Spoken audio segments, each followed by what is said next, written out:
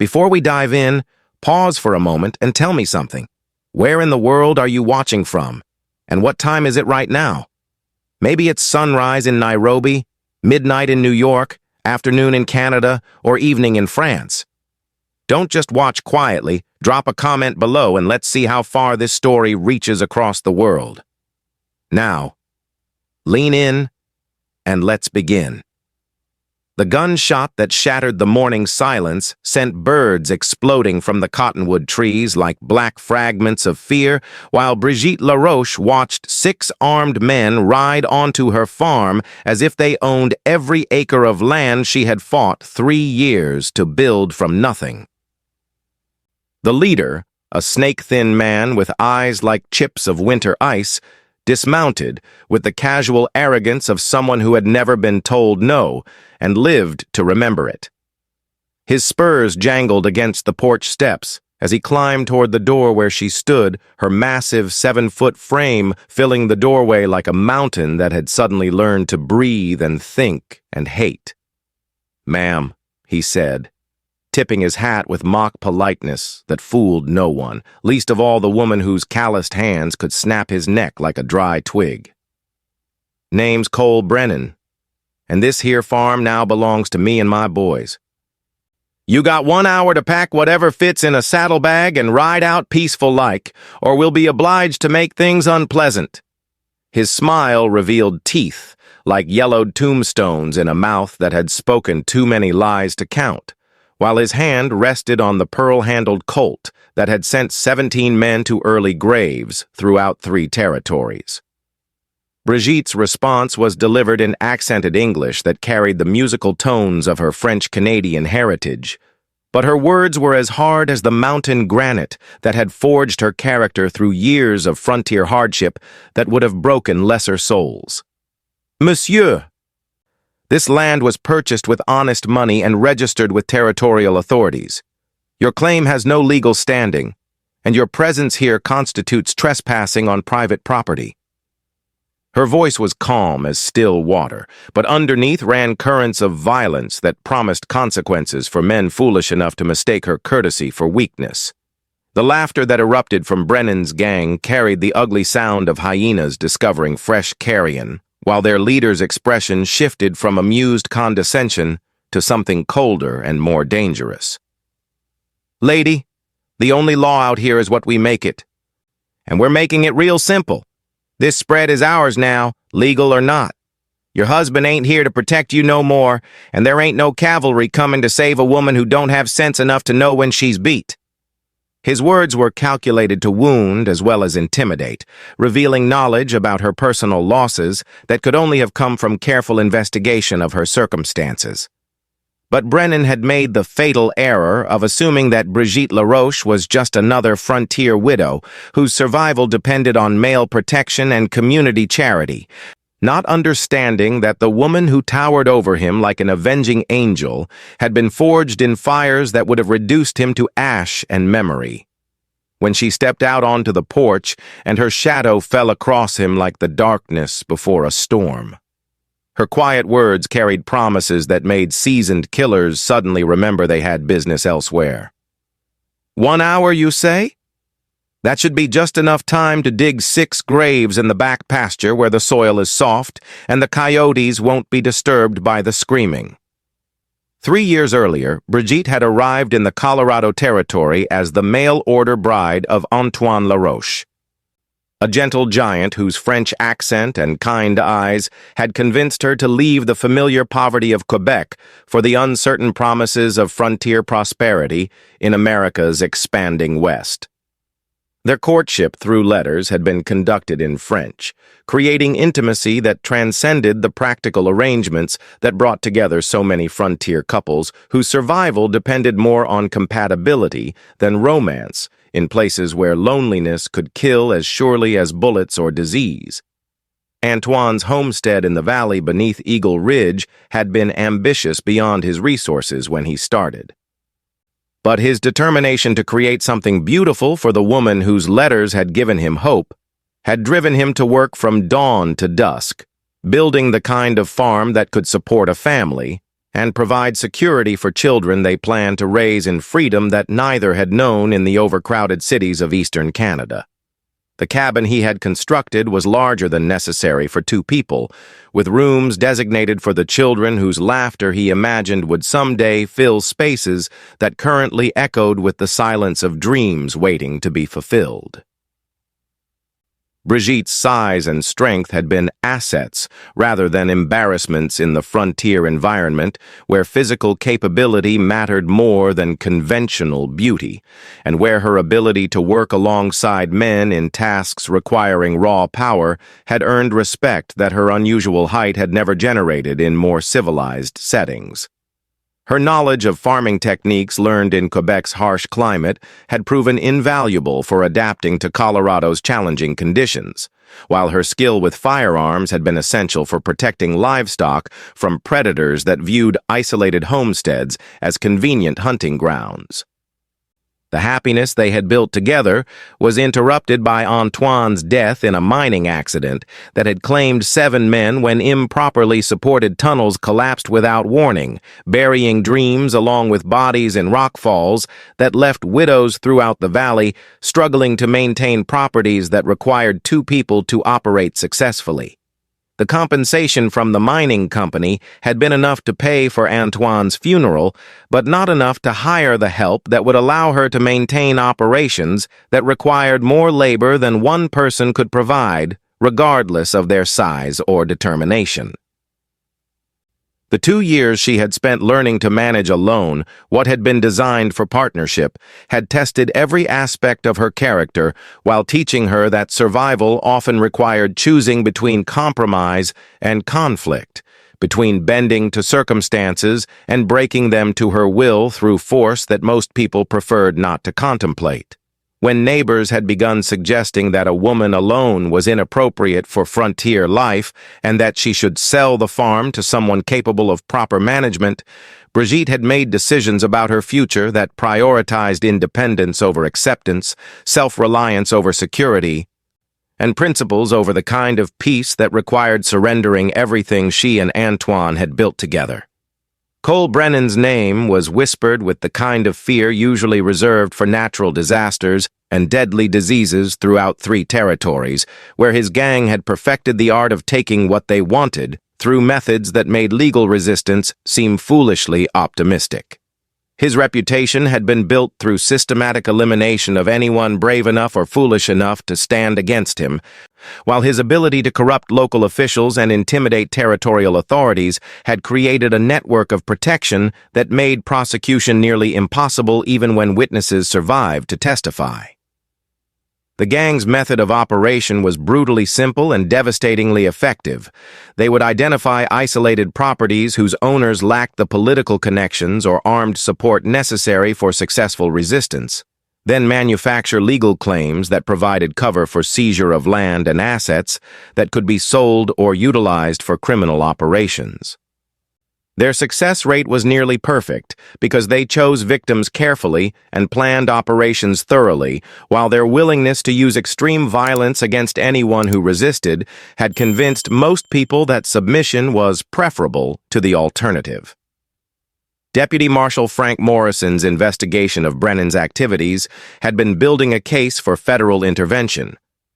But the gang's knowledge of law enforcement procedures and their network of informants within territorial government had allowed them to stay one step ahead of official pursuit while eliminating witnesses whose testimony might have provided evidence for successful prosecution.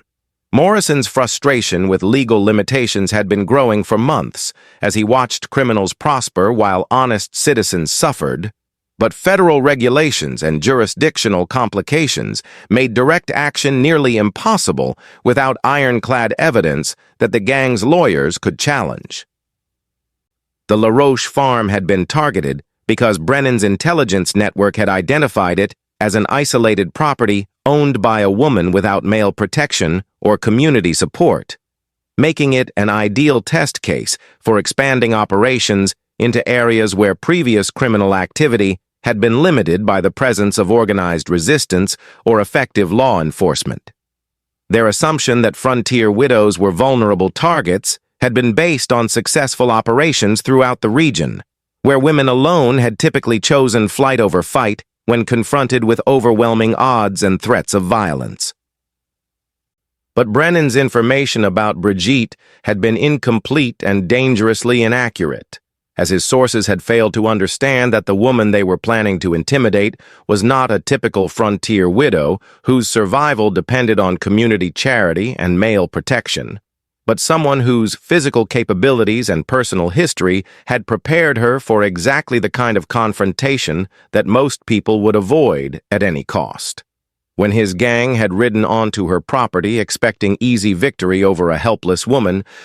they had instead encountered someone whose response to threats was not surrender, but preparation for war that would test whether their reputation for violence could withstand collision with someone who viewed death as preferable to submission. The 60 minutes that Brennan had granted for her departure were used by Brigitte to methodically prepare for a conflict that she understood would determine not just her own fate, but the future of every isolated homesteader whose survival depended on whether criminals could seize property through intimidation or whether frontier justice would prove stronger than organized violence. Her preparations were conducted with the calm efficiency of someone who had learned that survival often required choosing between unacceptable alternatives, and that sometimes the only way to preserve what mattered was through actions that civilized society would condemn. The weapons cache hidden beneath her cabin floor contained firearms that Antoine had accumulated during his years as a territorial scout,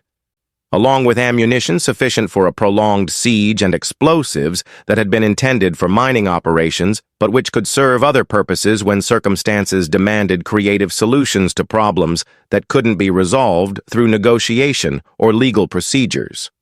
Her knowledge of these weapons had been gained through necessity rather than choice, as frontier life required skills that Eastern society had never taught her, but which Colorado's harsh realities had made essential for survival. The terrain around her property provided natural advantages that could be exploited by someone with military knowledge and tactical understanding, while the buildings that Antoine had constructed with defense in mind offered positions that could be fortified against assault by forces that relied on numbers rather than strategy. Her transformation from farmer to fortress commander was accomplished through mental preparation that had been developing since Antoine's death had taught her that ultimate security came only through personal strength rather than legal protection or community support. The Brennan gang's casual confidence during their hour of waiting revealed assumptions about female psychology and frontier dynamics that would prove to be fatally incorrect when applied to someone whose character had been forged through experiences that few men could have survived with sanity intact. Their discussions about dividing her property and planning future operations were conducted within her hearing range, demonstrating arrogance that would cost them the tactical advantage of surprise while providing her with intelligence about their capabilities and intentions. As the final minutes of Brennan's ultimatum expired and his gang prepared for what they assumed would be the simple task of evicting a helpless woman from property they had already claimed as their own, Brigitte completed her final preparations with actions that would either secure her independence permanently or ensure that her death would serve as warning to other criminals who mistook frontier isolation for vulnerability. When Brennan called out for her surrender with the casual confidence of someone who had never encountered resistance that couldn't be broken through superior firepower, her response came not in words, but in the distinctive sound of a rifle being cocked with the precision of someone who had never missed a target that deserved killing. The Winchester's roar shattered the afternoon silence like thunder splitting the sky, and Cole Brennan's hat flew off his head along with a portion of his scalp that painted the porch boards red while teaching him that the giant woman in the doorway was not planning to negotiate her way out of his ultimatum. His dive for cover was accomplished with the desperate grace of someone whose survival instincts had been honed through years of avoiding consequences for his actions, while his gang's response revealed training that came from successful operations against targets who typically surrendered rather than fighting back.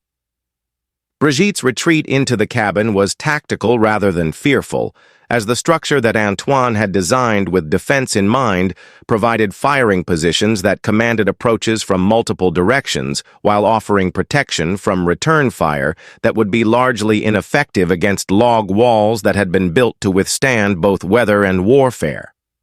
Her movement between windows was executed with fluid precision that spoke of someone who had studied the art of defensive combat until it became instinctive, while her shooting demonstrated accuracy that came from years of hunting game that provided food for survival rather than sport for entertainment.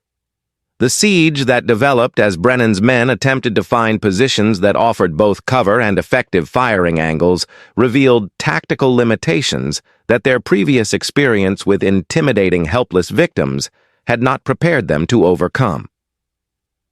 Their assumptions about superior numbers providing decisive advantage were challenged by defensive positions that allowed a single skilled shooter to control multiple approaches simultaneously, while their confidence in overwhelming firepower was undermined by ammunition limitations that made sustained assault impractical without resupply that was unavailable in hostile territory. The first casualties among Brennan's gang were suffered during attempts to approach the cabin through what appeared to be blind spots in the defensive coverage, but which proved to be carefully prepared killing zones where Brigitte's knowledge of her own property provided advantages that visiting attackers couldn't anticipate or counter effectively. The screams of wounded men created psychological pressure on survivors whose previous experience with violence had involved overwhelming helpless victims, rather than engaging prepared defenders willing to extract maximum cost for every advantage gained. As afternoon shadows lengthened and the reality of their situation became clear to men who had expected easy victory over a helpless woman, Brennan's gang faced the unwelcome discovery that they were trapped in a tactical situation where their only options were costly assault against prepared positions or humiliating retreat that would destroy their reputation throughout territories where fear of their capabilities had been the foundation of their successful criminal operations. When darkness began falling and they realized that nighttime would give additional advantages to a defender who knew every stone and tree on her property, Cole Brennan understood that his gang's survival might depend on tactics that had never been necessary during their previous operations against victims who surrendered rather than fighting wars that professional soldiers would have found challenging. The darkness that settled over the valley like a black shroud transformed the battlefield in ways that favored the defender who had spent 3 years learning every detail of terrain that attacking forces could only guess about. While Brigitte's knowledge of her property's natural features provided tactical advantages that made night operations as dangerous for her enemies as daylight assault had proven to be. The silence that replaced afternoon gunfire was more threatening than the violence that had preceded it, as both sides prepared for combat that would test nerves as much as marksmanship. Brennan's attempt to use darkness for infiltration was complicated by his unfamiliarity with ground that was littered with natural obstacles and man-made defensive preparations that Antoine had incorporated into the farm's design based on his military experience with frontier warfare. The tripwires, concealed pits, and noise-making devices that had been installed as protection against Indian raids proved equally effective against white criminals whose stealth capabilities were adequate for surprising helpless victims, but insufficient for penetrating defenses designed by someone who understood that survival often depended on advanced preparation for threats that might never materialize. The psychological warfare that developed as invisible opponents maneuvered through darkness, where any shadow might conceal death, created stress that tested the mental toughness of men whose confidence had been built on maintaining tactical superiority through superior numbers and firepower rather than individual skill or courage under pressure.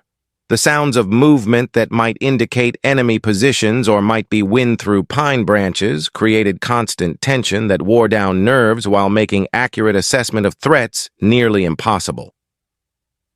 Brigitte's use of diversionary tactics and misdirection demonstrated understanding of military principles that exceeded what most frontier women were expected to possess, as her ability to create false targets and simulate movement in areas where she wasn't actually positioned forced attackers to waste ammunition while revealing their own locations through muzzle flashes that provided opportunities for counterattack. Her mastery of her own terrain allowed her to move between positions without being detected while maintaining defensive coverage that prevented successful infiltration. The dawn that finally ended the night's deadly game of hide-and-seek revealed casualties among Brennan's gang that had been inflicted without direct confrontation, as defensive preparations and psychological pressure had eliminated attackers whose overconfidence had made them careless about dangers that experience should have taught them to anticipate. When morning light showed Cole Brennan that he had lost 3 men to an enemy he had never clearly seen, while accomplishing nothing except proving that his reputation for invincibility was based on choosing victims who couldn't fight back effectively. His rage was tempered by growing recognition that continuing the assault might cost him everything he had built through years of successful criminal operations. The sound of approaching hoofbeats that interrupted the morning's tense silence carried the rhythmic cadence of official authority rather than the chaotic noise of fleeing criminals, as Deputy Marshal Frank Morrison rode into the valley with 2 federal agents whose presence transformed a private property dispute into an official investigation of criminal activity that had attracted territorial attention. His arrival had been prompted by reports from neighboring ranchers who had heard gunfire and seen smoke, combined with his own ongoing investigation of Brennan gang activities that had been building toward federal intervention. Morrison's assessment of the tactical situation revealed both his military experience and his familiarity with criminal methods that relied on intimidation rather than direct combat against prepared opposition. While his recognition of Brigitte's defensive capabilities impressed someone whose law enforcement career had included operations against hostile Indian tribes and organized outlaw gangs.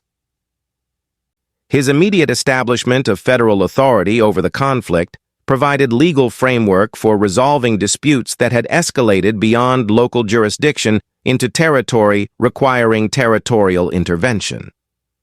The negotiation that followed Morrison's intervention was complicated by Brennan's insistence that his claim to the property was legitimate based on documentation that federal investigation would later reveal to be forged, while his gang's obvious preparation for continued violence created situations where legal resolution might be impossible without additional bloodshed that federal authorities preferred to avoid when alternative solutions were available. The standoff that developed tested Morrison's diplomatic skills against criminal desperation that made rational negotiation difficult. Brigitte's cooperation with federal authorities was based on her understanding that legal resolution of property disputes was preferable to personal warfare that could escalate beyond her ability to control, while her demonstration of the defensive preparations and tactical advantages that had enabled her successful resistance provided Morrison with evidence of criminal intent that strengthened federal cases against gang members whose activities had been documented throughout multiple territories. The discovery of territorial warrants for several gang members created legal justification for arrests that would have been difficult to accomplish through direct assault on their fortified positions, while Morrison's offer of federal protection in exchange for surrender provided alternatives to continued combat that appealed to criminals whose confidence had been shattered by their failure to overwhelm what should have been an easy target. When Cole Brennan realized that continuing resistance would bring additional federal forces whose resources exceeded anything his gang could match, his calculation of odds began shifting toward negotiation rather than the total victory that had seemed certain when his operation began. The federal investigation that followed Morrison's intervention uncovered a conspiracy that extended far beyond simple property theft into systematic criminal operations involving territorial officials whose corruption had provided legal cover for land seizures throughout 3 counties where honest homesteaders had been driven from properties through forged documents and organized intimidation. The scope of the criminal network that Brennan's activities had revealed was staggering in its reach and sophistication, involving federal crimes that carried penalties far more severe than simple trespassing or assault. Morrison's interrogation of captured gang members revealed information about bribery networks, document forgery operations, and political corruption that had been facilitating criminal activities while preventing law enforcement intervention through systematic subversion of territorial justice systems. The evidence that emerged from plea bargain negotiations provided federal prosecutors with cases that could clean up territorial administration while establishing precedents for federal intervention in areas where local authorities had been compromised by criminal infiltration. Brigitte's role in exposing the conspiracy was initially limited to victim testimony about attempted property seizure, but her detailed knowledge of territorial law and property documentation revealed analytical capabilities that impressed federal investigators while providing insights into criminal methods that had been successful against less informed victims. Her willingness to cooperate with federal authorities despite her success in defending her property demonstrated commitment to community welfare that exceeded personal interests. The betrayal that nearly destroyed the federal case came when Deputy Sheriff Jake Harrison was revealed as Brennan's primary source of official protection and information about law enforcement activities, as his position within territorial government had provided advance warning about federal investigations, while also giving criminals access to legal documents and procedures that made their forgeries nearly undetectable. His arrest created crisis within territorial administration while exposing corruption networks that reached into the highest levels of local government. The assassination attempt against Morrison was prevented only by Brigitte's vigilance and her recognition of tactical preparations that indicated professional killers were planning to eliminate the federal officer whose investigation threatened criminal operations throughout the territory, demonstrating that her defensive capabilities extended beyond personal protection into areas involving community security and federal law enforcement support. When her warning allowed Morrison to escape ambush that would have eliminated the primary federal investigator while protecting corrupt officials whose careers depended on preventing exposure of their criminal activities, her cooperation became crucial for successful prosecution of cases that could transform territorial governance. The safe that Harrison's arrest had allowed federal agents to access contained documentation that revealed the full scope of criminal operations involving dozens of officials throughout territorial government. From county clerks who falsified land records to judges who dismissed cases against gang members in exchange for payments that had corrupted the entire judicial system. The paper trail that emerged from careful analysis of financial records and correspondence showed systematic theft of public lands, fraudulent homestead claims, and organized intimidation that had displaced hundreds of legitimate settlers. Morrison's coordination with federal prosecutors in Denver created opportunities for mass arrests that could decapitate criminal networks while providing legal proceedings that would establish federal authority over territorial affairs where local governance had been compromised beyond repair. The scale of the operation required resources that exceeded normal law enforcement capabilities, but the political implications of allowing territorial corruption to continue made federal intervention a priority that justified extraordinary measures. Brigitte's testimony before territorial grand juries provided evidence that connected criminal activities with specific instances of property theft and official corruption, while her detailed knowledge of legal procedures and documentation requirements demonstrated education and analytical capabilities that impressed federal attorneys whose cases depended on witnesses who could explain complex relationships between criminal activities and legitimate government functions. Her credibility as someone who had successfully resisted criminal pressure while maintaining detailed records of illegal activities made her invaluable to prosecutors whose success required convincing juries that corruption was systematic rather than isolated. The political pressure that developed as arrests expanded throughout territorial government created crisis that threatened to destabilize entire regions where honest officials were too few to maintain essential services. While criminal networks fought back through assassination attempts and intimidation campaigns that tested federal commitment to cleaning up territorial administration, regardless of short-term costs in violence and administrative disruption. The breakthrough that made comprehensive prosecution possible came when Harrison's cooperation agreement provided access to criminal communications and financial records that documented years of systematic corruption involving millions of dollars in stolen public resources and fraudulent land transactions that had displaced entire communities while enriching criminal conspirators whose political protection had made their activities seem legitimate to victims who lacked legal knowledge necessary for challenging official decisions. When federal agents realized that Brennan's gang was merely the enforcement arm of corruption networks that reached into Washington territorial administration, their investigation expanded into areas that would require presidential authority to address comprehensively.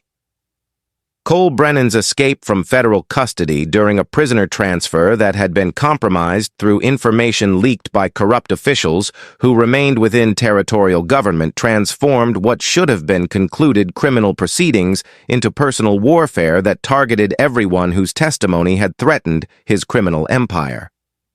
His return to the valley where Brigitte had humiliated his gang was motivated by revenge that exceeded rational calculation, as his reputation throughout criminal networks had been destroyed by failure to overwhelm a single woman defending property that should have been easy to seize.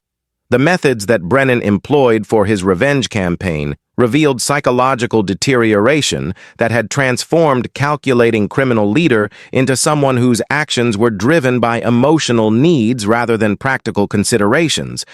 making him more dangerous because his behavior had become unpredictable, while also making him more vulnerable because rage had replaced tactical thinking that had previously made him successful. His recruitment of additional gunmen from criminal networks throughout surrounding territories created immediate threats while also providing federal authorities with opportunities to capture wanted fugitives whose presence in Colorado territory had been unknown to law enforcement. Brigitte's preparation for renewed conflict was complicated by federal requests that she relocate to protective custody that would ensure her safety, while eliminating her ability to defend property that represented everything she and Antoine had built together, creating impossible choices between personal security and preservation of dreams that had cost too much to abandon without desperate resistance. Her decision to remain on her farm despite obvious dangers demonstrated commitment to principles that exceeded practical considerations about survival odds when facing professional killers whose resources were unlimited.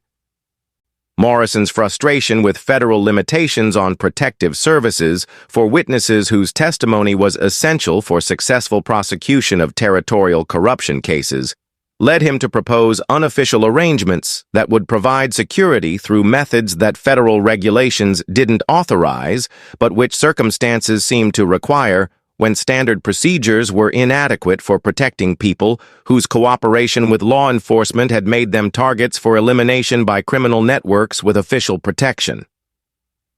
The alliance that developed between Brigitte and Morrison was based on mutual recognition that their survival depended on eliminating threats that federal procedures couldn't address through conventional law enforcement methods, while their combined resources and capabilities provided opportunities for offensive operations that could end Brennan's threat permanently, rather than simply defending against attacks until federal protection could be arranged.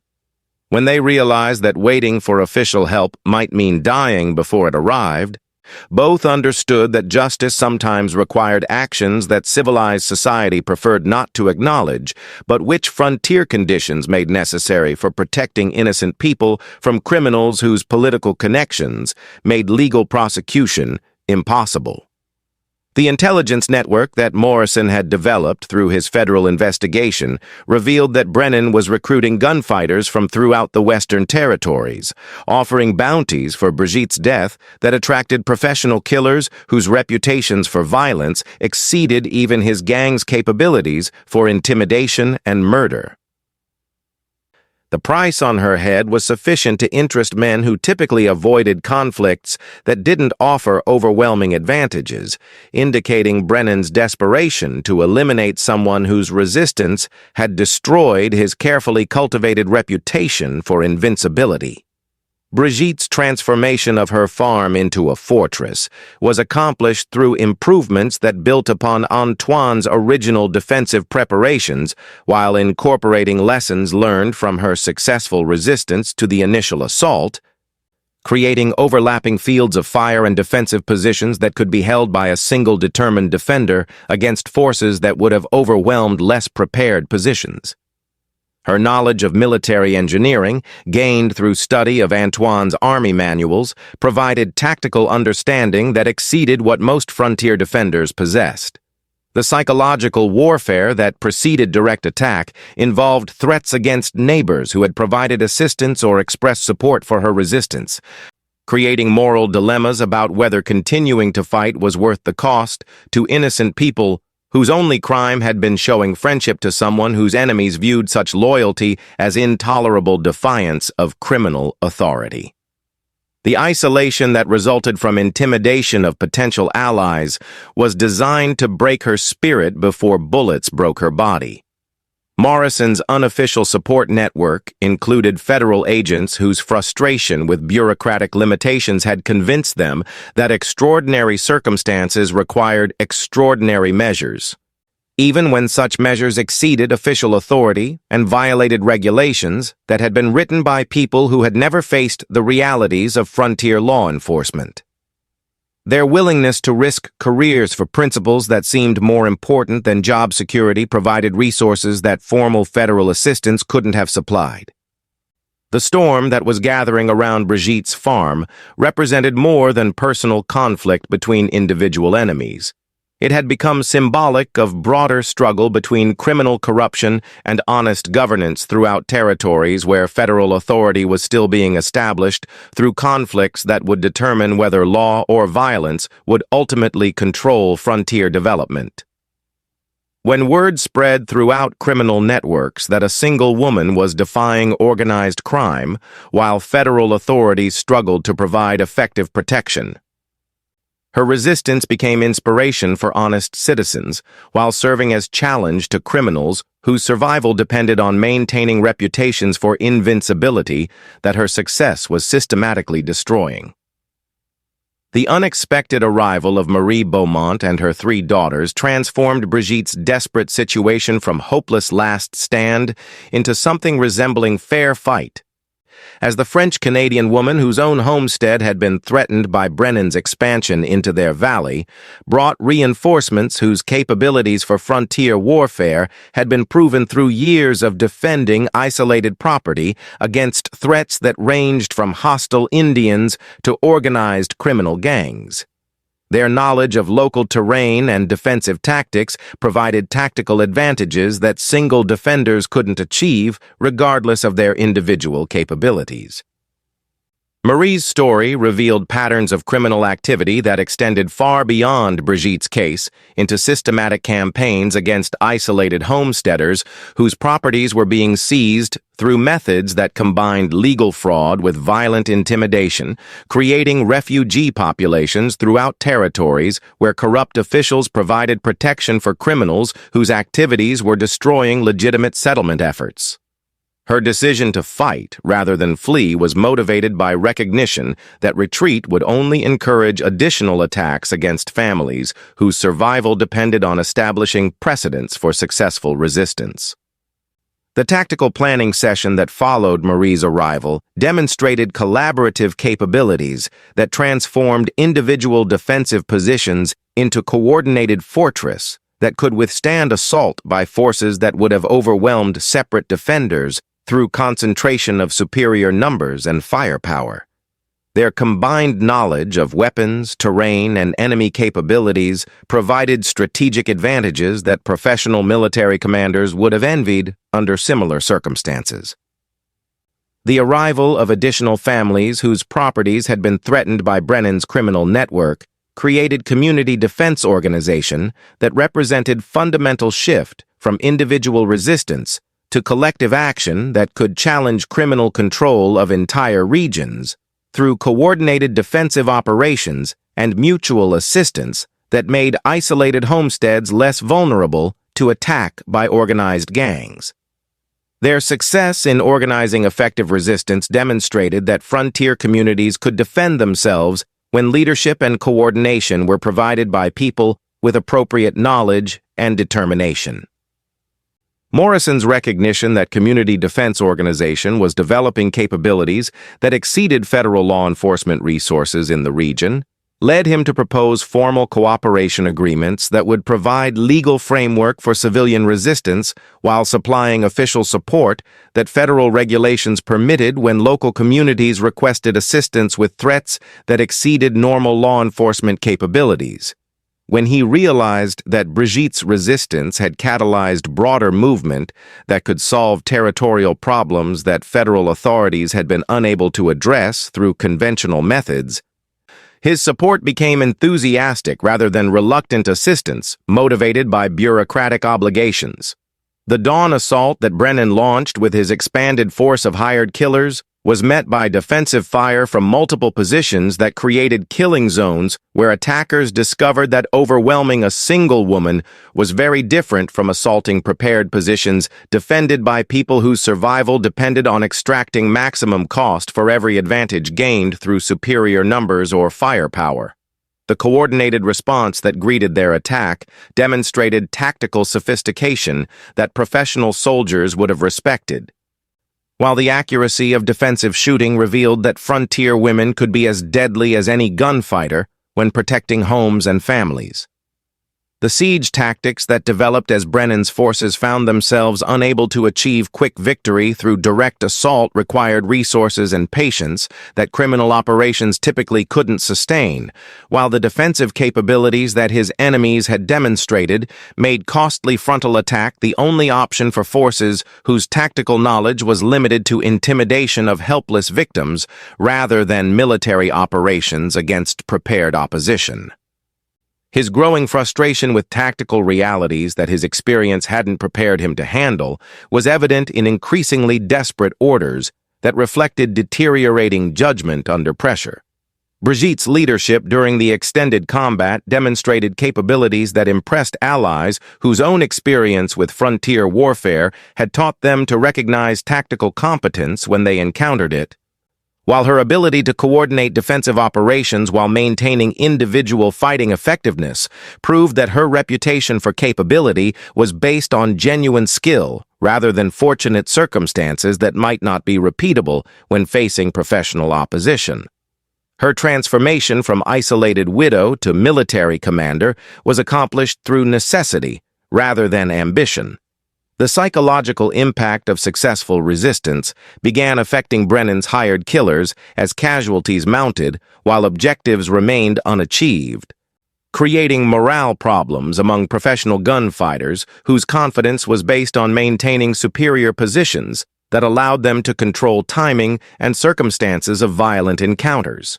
Their recognition that they were engaged in military operations rather than simple assassination created doubts about compensation arrangements that had been negotiated for different types of conflict.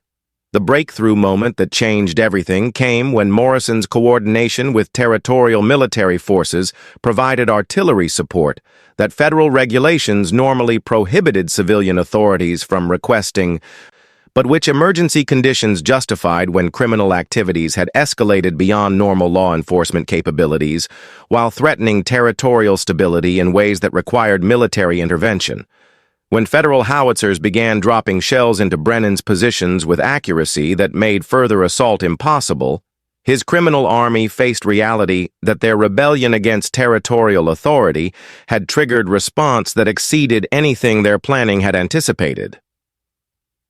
The artillery bombardment that scattered Brennan's forces marked the beginning of systematic military operations that transformed criminal insurrection into territorial war, where federal authority would be established through methods that criminal networks couldn't match despite their resources and political connections.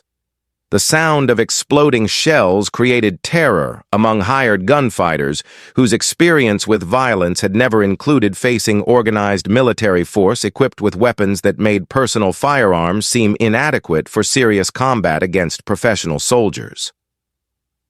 Morrison's coordination of combined military and law enforcement operations demonstrated capabilities that federal authorities could deploy when territorial stability was threatened by criminal activities that exceeded normal law enforcement resources, while his success in organizing effective response to organized crime proved that territorial government could function effectively when corruption was eliminated and honest officials were provided with adequate support for their duties.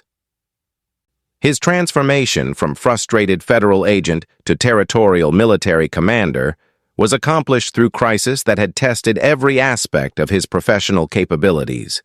Brigitte's role in the expanded operations evolved from defensive survivor to tactical advisor, whose knowledge of local terrain and enemy capabilities made her invaluable for planning operations that required understanding of both military principles and specific geographical features that could be exploited for tactical advantage. Her transition from protected witness to active participant in federal operations demonstrated personal courage that exceeded legal obligations, while also providing capabilities that professional military forces couldn't have supplied through conventional resources. The collapse of Brennan's criminal network began with desertions among hired killers whose contracts hadn't included provisions for facing federal artillery and territorial military forces, while their recognition that criminal operations had escalated into warfare with United States government created legal and practical problems that exceeded anything their previous experience had prepared them to handle. Their abandonment of positions that had seemed secure when facing only civilian resistance demonstrated how quickly tactical advantages could disappear when circumstances changed. The pursuit operations that followed the artillery bombardment were designed to capture fleeing criminals while gathering intelligence about corruption networks that had made their activities possible, requiring coordination between military forces and federal investigators, whose success would determine whether territorial cleanup could be completed or whether criminal networks would simply relocate to areas where law enforcement was less effective. When federal authorities realized that their success in destroying Brennan's organization had created opportunities for comprehensive reform of territorial governance, their commitment to complete victory became absolute rather than limited to resolving immediate threats. The trials that followed the federal military operations provided comprehensive accounting of criminal activities that had corrupted territorial governance while terrorizing honest settlers whose only crime had been attempting to build legitimate lives in regions where organized crime had been protected by official corruption. The evidence that federal investigators had gathered during their expanded operations documented years of systematic theft and violence that had affected thousands of citizens while enriching criminals whose political connections had made prosecution impossible through normal legal channels. Cole Brennan's capture during the final military sweep was accomplished only after resistance that demonstrated his recognition that surrender meant facing justice for crimes that carried death penalties, while his ultimate defeat by combined federal and territorial forces marked the end of criminal career that had terrorized 3 territories through activities that had been enabled by corruption networks whose destruction would transform frontier governance throughout the region. His trial became symbol of federal commitment to establishing law and order in areas where criminal violence had previously been tolerated as inevitable frontier condition. Brigitte's testimony during the trials provided evidence that connected specific criminal activities with their impact on individual citizens whose lives had been destroyed by organized crime, while her detailed knowledge of how criminal networks operated gave prosecutors insights into methods that could be used for preventing similar activities in other territories where federal authority was still being established. Her transformation from victim to star witness demonstrated how individual courage could catalyze broader social change. The sentences that were imposed on convicted criminals reflected both the severity of their crimes and federal determination to establish precedents that would deter similar activities throughout territories where law enforcement was still developing capabilities necessary for protecting citizens from organized crime. The executions that followed conviction of gang leaders served notice throughout criminal networks that federal authority would be enforced regardless of political connections or corruption that had previously provided protection. The broader reform that resulted from successful prosecution of territorial corruption created new standards for governance that emphasized federal oversight and accountability measures designed to prevent future criminal infiltration of official positions, while the precedents established through military intervention demonstrated that federal government possessed both capability and determination to maintain order in frontier regions regardless of local resistance or criminal organization. When territorial newspapers reported that organized crime had been eliminated from regions where it had previously seemed invincible, their stories inspired similar resistance efforts throughout the frontier while discouraging criminal expansion into areas where federal protection was now available. The federal investigation's final report documented corruption that had stolen more than $2 million from territorial budgets while facilitating criminal activities that had displaced over 300 families whose properties had been seized through fraudulent legal proceedings supported by corrupt officials whose protection had made systematic theft possible on unprecedented scale. The scope of the conspiracy that Brigitte's resistance had helped expose exceeded anything that federal authorities had previously encountered in frontier territories, requiring comprehensive reform of territorial governance systems. Morrison's promotion to territorial marshal reflected federal recognition of his success in organizing operations that had eliminated criminal networks while establishing law enforcement capabilities that could prevent similar conspiracies from developing in regions where honest governance was being established through methods that had been proven effective against organized corruption. His appointment carried authority to coordinate territorial law enforcement activities while reporting directly to federal authorities whose oversight would prevent future criminal infiltration. Brigitte's compensation for damages suffered during criminal attacks included not only financial restitution that exceeded her losses, but also federal recognition for her role in exposing corruption that had affected entire territories, while her appointment as territorial advisor on frontier defense provided official position that acknowledged her unique capabilities and experience with community organization under hostile conditions. Her transformation from isolated widow to territorial official demonstrated how individual courage could create opportunities for public service. The land reform that followed successful prosecution of criminal conspiracies restored properties to legitimate owners while providing compensation for families whose homes had been destroyed during criminal occupation, creating precedents for federal intervention in cases where territorial authorities had been compromised by corruption that prevented legal resolution of property disputes.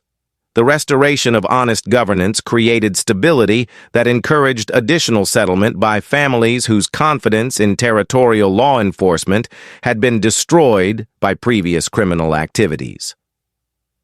The commemoration ceremony that honored everyone who had contributed to successful resistance against organized crime was attended by territorial officials and federal representatives whose speeches acknowledged that individual courage and community cooperation had accomplished what government authorities had been unable to achieve through conventional methods, while their commitment to maintaining reformed governance demonstrated that lessons learned through crisis would be preserved through institutional changes that could prevent future corruption.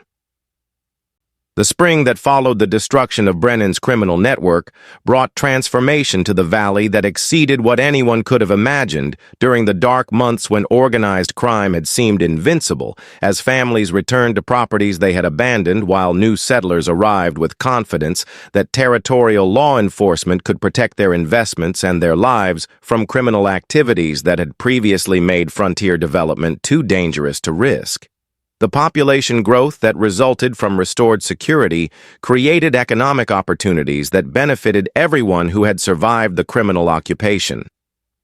Brigitte's expansion of her farming operations to include crops and livestock that required long-term planning demonstrated her confidence that territorial stability had been permanently established rather than temporarily achieved through military intervention that might not be repeatable if criminal networks reformed with better organization and political protection. Her success in developing profitable agricultural enterprises provided examples that other farmers could follow, while creating employment opportunities for families whose previous livelihoods had been destroyed by criminal activities. Morrison's establishment of Territorial Ranger Service created law enforcement capabilities that could respond to criminal activities before they developed into organized conspiracies capable of corrupting territorial governance, while his training programs for local officials provided knowledge and resources necessary for maintaining honest government in regions where federal oversight was limited by distance and jurisdictional complications. His success in creating effective territorial law enforcement demonstrated that frontier governance could be both honest and effective when properly organized and supported. The educational programs that were established to teach frontier communities about legal rights and proper procedures for resisting criminal intimidation created informed citizenry capable of recognizing and reporting suspicious activities before they escalated into organized crime that required military intervention to suppress. The knowledge that citizens gained through these programs provided foundation for community defense that could prevent future criminal expansion while supporting law enforcement efforts through cooperation and intelligence gathering. The marriage between Brigitte and Morrison was celebrated throughout the territory as symbol of successful partnership between individual courage and official authority, while their combined capabilities for both agricultural development and law enforcement created family enterprise that contributed to territorial prosperity while maintaining security that encouraged continued growth and development. Their happiness demonstrated that personal fulfillment was possible even for people whose lives had been shaped by violence and struggle against overwhelming odds. The territorial capital's decision to establish a law enforcement academy on land donated by Brigitte and Morrison reflected official recognition that their success in developing effective methods for frontier defense could be institutionalized through training programs that would prepare future law enforcement officers for challenges that conventional police training hadn't addressed. The Academy's curriculum combined military tactics with legal knowledge and community relations skills necessary for maintaining order in regions where federal authority was limited and local cooperation was essential. The agricultural college that was built adjacent to the Law Enforcement Academy created opportunities for comprehensive education that addressed both security and economic development needs of frontier communities whose survival depended on maintaining productive farms while protecting them from criminal activities that targeted isolated properties for seizure or destruction. The integration of security and agricultural training reflected understanding that frontier development required capabilities that Eastern institutions hadn't needed to develop. Brigitte's textbook on frontier defense became required reading at military academies throughout the nation, where officers were being prepared for service in territories where conventional military tactics were inadequate for addressing threats that combined criminal organization with local knowledge and political corruption. Her analysis of defensive techniques and community organization provided insights that military professionals recognized as valuable contributions to tactical knowledge that had been developed through practical experience rather than theoretical study. Morrison's memoir about federal law enforcement in frontier territories provided documentation of challenges and solutions that helped other officials understand how territorial governance could be established and maintained despite criminal resistance and official corruption that had previously made honest administration seem impossible in regions where federal authority was distant and local resources were inadequate. His recommendations for institutional reform influenced federal policy throughout the Western territories. The children who were educated at institutions that Brigitte and Morrison had established carried forward knowledge and values that would shape territorial development for generations, while their success in various careers demonstrated that frontier education could prepare citizens for leadership roles in expanding American society. The legacy that their educational efforts created extended far beyond individual achievements into social transformation that established foundations for democratic governance and economic prosperity throughout regions that had previously been characterized by violence and instability. The return of territorial corruption through political appointees whose loyalty to criminal networks had been concealed during initial federal investigations created final test of institutional reforms that had been established following Brennan's defeat, while their systematic efforts to undermine law enforcement capabilities and restore criminal protection demonstrated that vigilance was essential for maintaining honest governance in regions where federal oversight was limited and criminal resources were substantial. The crisis that developed when corrupt officials attempted to eliminate reformed territorial government required response that would determine whether previous victories had established permanent changes or temporary improvements. Morrison's recognition that political corruption was being reimposed through federal appointees whose credentials had been falsified by criminal networks that had survived initial prosecutions led him to investigate connections between territorial government and organized crime that extended beyond regional boundaries into national political systems where criminal influence was more sophisticated and better concealed. His discovery that territorial corruption was part of broader conspiracy involving federal officials created jurisdictional problems that exceeded his authority while threatening institutional reforms that had cost lives to achieve. Brigitte's analysis of renewed criminal activities revealed patterns that demonstrated systematic planning by organizations whose resources and political connections exceeded anything that previous investigations had uncovered. While their obvious preparation for eliminating key witnesses and law enforcement officers indicated that their return represented existential threat to everyone who had contributed to establishing reformed territorial governance. Her recognition that defensive preparations would be inadequate against enemies whose capabilities had been upgraded through analysis of previous failures led her to propose offensive operations that could eliminate threats before they achieved sufficient organization to overwhelm reformed institutions. The federal investigation that Morrison initiated through direct communication with Washington authorities, whose loyalty had been verified through previous operations, revealed corruption networks that reached into congressional offices and federal agencies where criminal influence had been established through methods that exceeded anything territorial law enforcement had encountered. The scope of the conspiracy that was uncovered made clear that territorial reform had been viewed by criminal networks as test case for methods that could be used to corrupt federal governance throughout the expanding American frontier. The alliance between territorial rangers and federal agents, whose investigation had confirmed existence of national criminal conspiracy, created capabilities for comprehensive operations that could eliminate corruption networks while establishing federal authority that was immune to criminal infiltration through methods that had been proven effective at territorial level. When President Grant personally authorized military support for operations that would test whether American democratic institutions could resist corruption by organized crime, the stakes became national rather than simply territorial.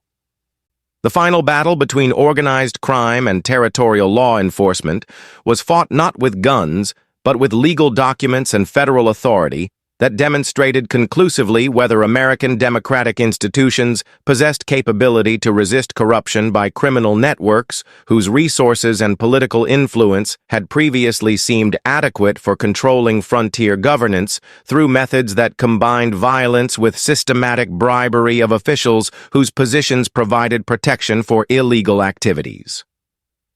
The federal marshals who arrested corrupt officials throughout territorial government carried warrants signed by federal judges whose integrity had been verified through investigations that exceeded anything previously attempted. Morrison's testimony before congressional committees provided documentation of criminal methods and political corruption that influenced federal legislation designed to prevent similar conspiracies throughout territories where American expansion was creating opportunities for organized crime to establish influence over emerging governmental institutions.